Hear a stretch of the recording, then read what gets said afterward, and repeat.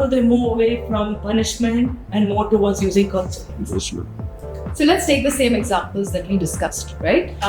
The first one being, if a child is in a group and he's yelling at someone or hitting someone.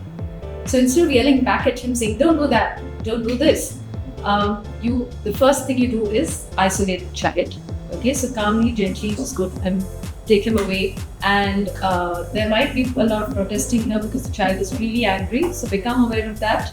And at this point, as a parent, my emotions are there.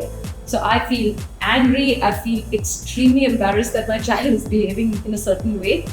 But remember not to take it personally because they are still learning how to regulate their emotions.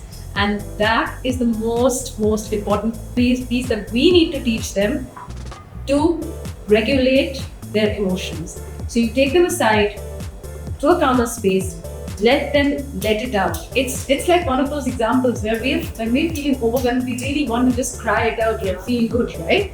So they also have the same kind of emotions that they need to deal with, and you have to calmly wait till they let it out.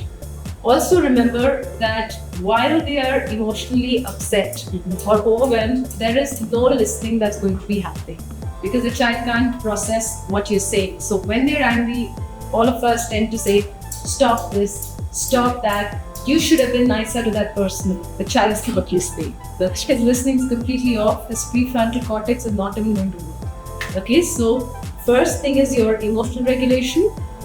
After that happens, right? That's where we can have the corrective conversation with the child to say, hey, you know what?